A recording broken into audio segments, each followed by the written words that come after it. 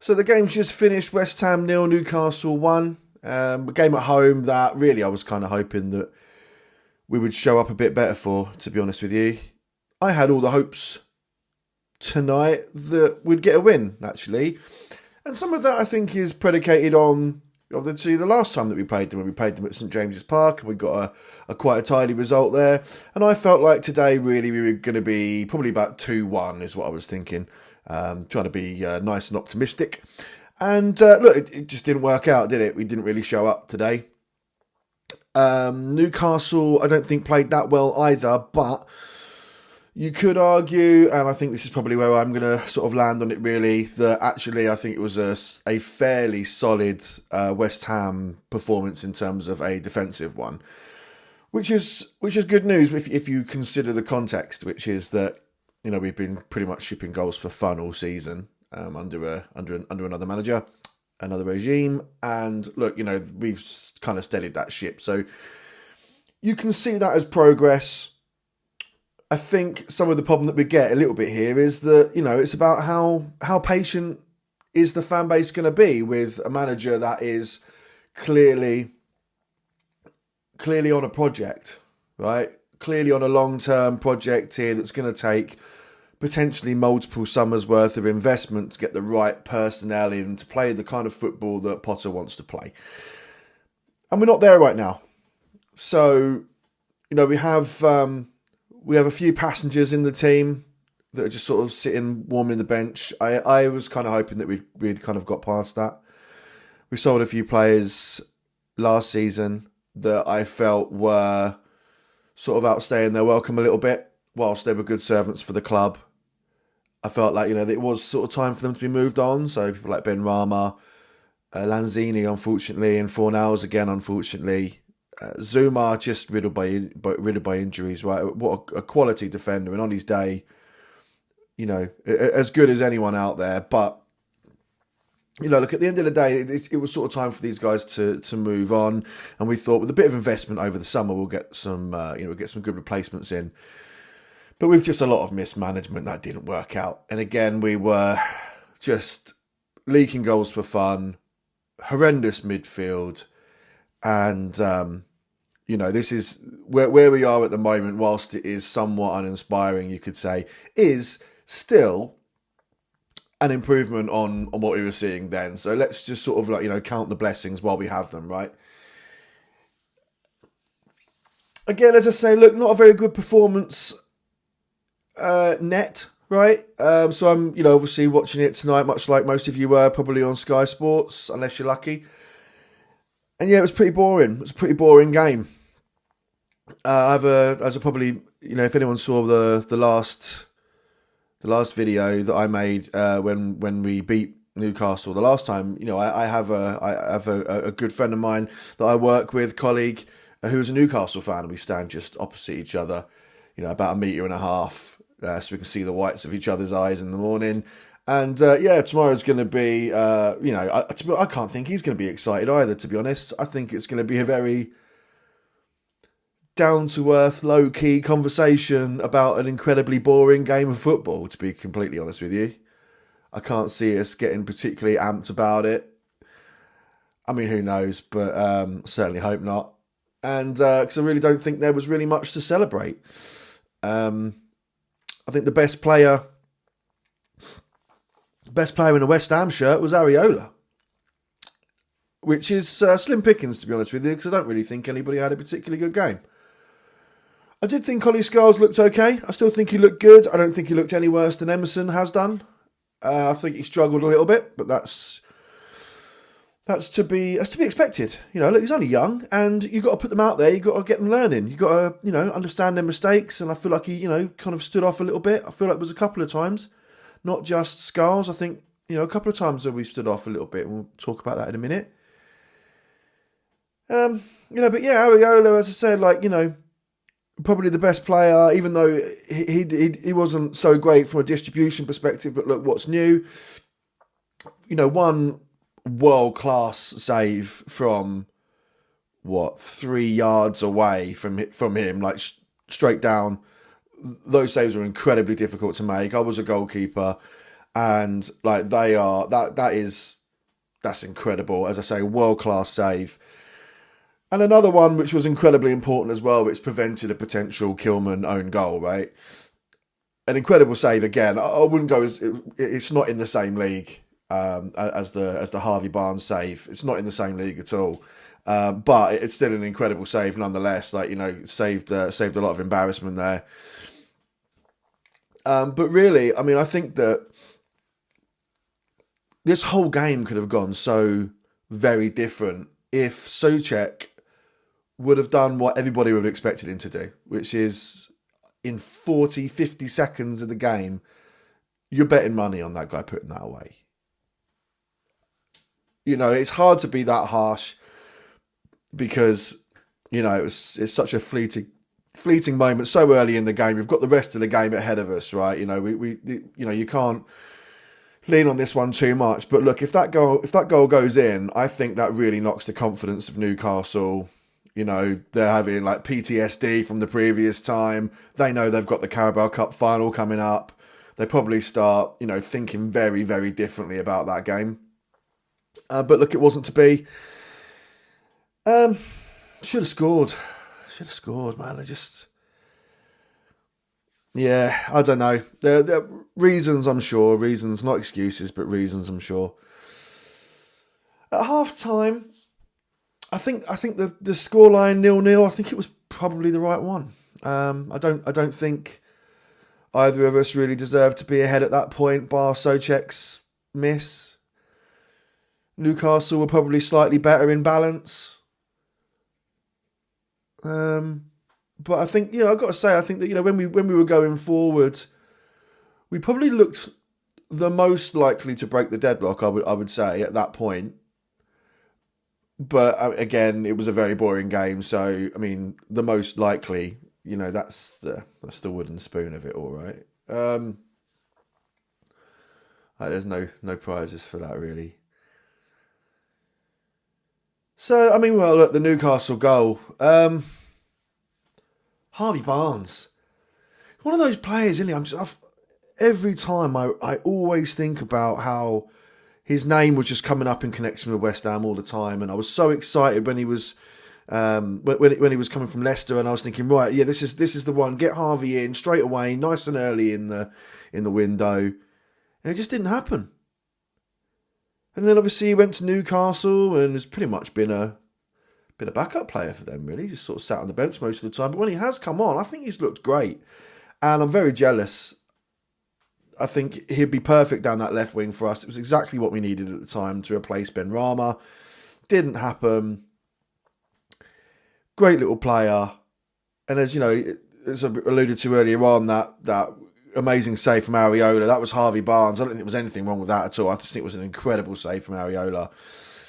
So, second half, Harvey Barnes gets his chance, right? He's sort of just outside the area. We've got, I think it was Kilman and Wan-Bissaka just standing there, not doing anything at all, just holding back, giving him all the space in the world. Takes 2 attempts at it. Second attempt, manages to get it floated over. Yeah, there's some controversy there we'll get to in a minute. And then, Guimarães just puts it in. Studs it into pretty much an empty net at that point. And that killed the game. We, at that point, had pretty much no hope of getting back into the game at that point. Didn't matter what we did. No matter what we did in terms of substitutions or anything, it just wasn't happening for us in any attacking capacity today. So, I mean, let's talk about the controversy then a little bit. Is it controversial? I don't know. Look, I guess the controversy for me kind of solidifies itself in a little way in that. Well, so what I'm talking to here, I'm talking about the shove, the double-handed push from Isak on Kilman. It's a contact sport at the end of the day, and you expect your defenders, big old burly defenders, to quite frankly be a bit more solid than that. Yeah, I mean, look, it's not the time to start buying a foul in those kind of situations. If we're talking the shoe on the other foot, and we're talking that we're in Newcastle's 18-yard box at that point, and you're trying to buy a penalty or something like that. Whilst I'm not the biggest fan of simulation, just generally speaking, which kind of leans into this. If you're going to do it, fine, I understand. But in your own penalty area, you go down, that doesn't get called, that's a goal. And it was. So really, I mean, I'm not saying it's his fault. I mean, that's a bit of a stretch. But if, to say, yes, it's controversial in my book, not for those reasons, but because there were a number of instances after that even where there were shoves out in open play. And they get pulled up for. So if you're out in open play and someone gives them a little bit of a shove in the back, that's not okay. But if you're in the penalty area and you do that and it influences a goal, somehow that's okay. I don't understand it. I don't make the rules, guys, but apparently them's the rules. For me, that's where the controversy lies, is in the inconsistency. Now, is that another one of those, we're trusting the on-field decision of the referee? I don't know.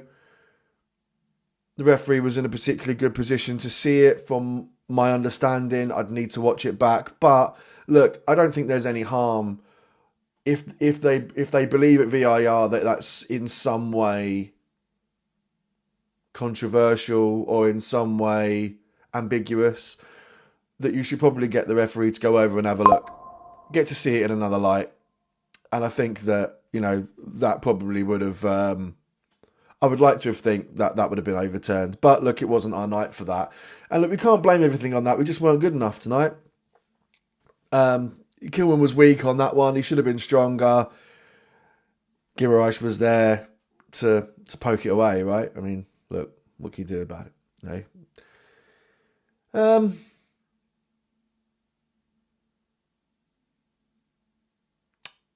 Yeah, as I say, just after that goal, we just never really looked like getting back into it.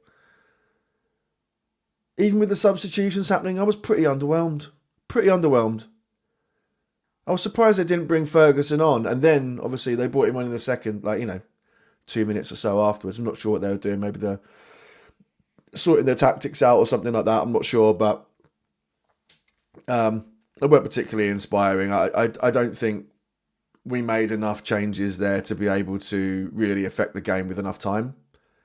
And by that time, Newcastle were managing the game out. They've got the final coming up soon, Carabao Cup. They're not worried.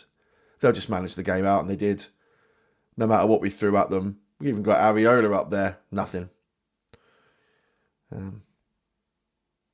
Kudus probably looked the most threatening person on the pitch, which was a problem because that guy's lacking so much confidence.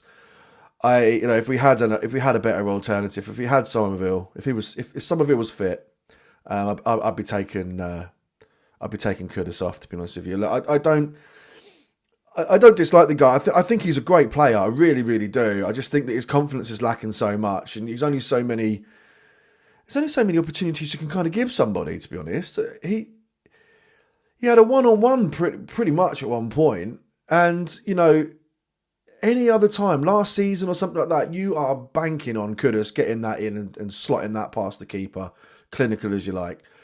But you know what? I didn't even get out of my seat. I just knew that he was going to try and find a way out, try and pass it off somewhere, or what he ended up doing was trying to turn it round and then losing it. And yeah, just no confidence, and that's not good enough. And tactically, we weren't good enough as well tonight. We did something that we used to do quite a lot with Lopetegui as well, where if you remember, first of all, when we were talking about Lopetegui, we were talking about a possession-based game with wing backs, etc. Sound familiar? And in this game, it's kind of at some point seemed like possession for possession's sake, and then just when we're sort of building something up a little bit, and then we just hoof it again. It just seemed kind of pointless. Like, oh, we can't get this through, so we'll just hoof it up there now. To some of the smallest people on the pitch, in Kudus and Bowen. Like, granted, yeah, we've had a couple of headed goals from Bowen, one, diving header and all that kind of stuff. Like, we've had a couple of them. It's not that he's incapable, but he's not the tallest of guys out there, especially against especially against the Newcastle defence. So, I felt like it was a strange tactic. And I don't know if this was just, the team going slightly off-piste or something here. And, you can't always follow the tactics to the letter. And, hopefully they've been grilled in the changing room for that. And, but yeah, there's some changes that need to be made. It was a fairly uninspiring team selection. It's the same as the previous games, which I understand. I get it. And, back at the beginning of the season, we were just crying out for some consistency because Lopetegui was playing a different team every week, right? So, we do have to remember there is some context and we are in a much, much better place. So this really isn't as bad as, I'm probably making it sound here. Like, I'm not that concerned, guys. It's... But look, if we want my honest opinion, and that's what this is, right? There are just a few concerns, and I think there's a lot to work on if we're gonna start challenging. But look, as Newcastle are a really good team. They're up there in the league at the moment. It was a very competitive performance today, albeit very uninspiring. But yeah, look, I'm not mad. I'm just disappointed.